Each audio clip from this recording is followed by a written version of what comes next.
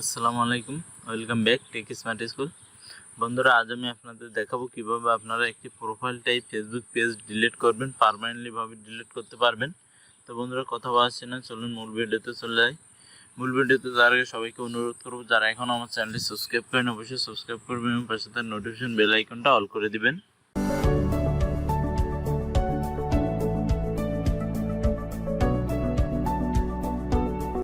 তো বন্ধুরা, আপনারা কী করবেন, আপনাদের মোবাইল থেকে ফেসবুক যে অ্যাপটা আছে অ্যাপটা ওপেন করে নেবেন। ওপেন করে নেওয়ার পর আপনার এখান থেকে থ্রি ডটে ক্লিক করে আপনি যে পেজটা এখানে ডিলিট করছেন সেই পেজটার অ্যাক্সেস নিয়ে নেবেন। আমি অ্যাক্সেস নিয়ে নিয়েছি। তারপর কী করবেন, একটু নিচের দিকে যাবেন, যাওয়ার পর দেখতে পারবেন এখানে সেটিং অ্যান্ড প্রাইভেসি অপশন আছে, এটাতে ক্লিক করবেন। তারপরে যে সেটিং নামে যে অপশনটা আছে এই সেটিংয়ে ক্লিক করে দিবেন।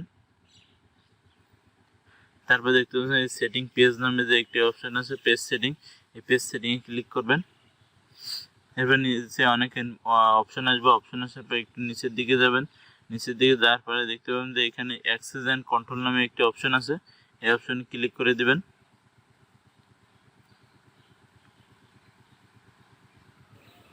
ক্লিক করার পর আপনারা দেখতে পাচ্ছেন উপরে একটি অপশন আছে ডিঅ্যাক্টিভেশন অ্যান্ড ডিলিটিশন। এই যে অপশনটা আছে এই অপশনটাতে আপনারা ক্লিক করে দিবেন। তারপরে দেখতে পাচ্ছেন এখানে দুইটি অপশন আছে, deactivation page and delete page. এই যে দুইটি অপশন আছে, আমি ডিলিট করবো সেটি ডিলিটটা সিলেক্ট করে নেব। তারপরে এই যে কন্টিনিউ যে অপশনটা আছে কন্টিনিউতে ক্লিক করে দিব। তারপরে দেখতে পাচ্ছেন এখানে যে কোনো একটা রিজন দেখানোর কথা বলছে।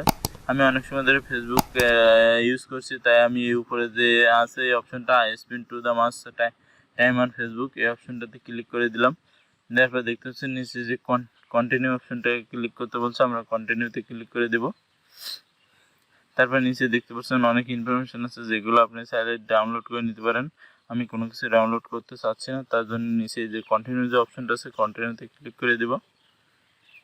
এরপর এখানে আমার ফেসবুকে যে পাসওয়ার্ডটা আছে সেই পাসওয়ার্ডটা দিয়ে দিচ্ছি।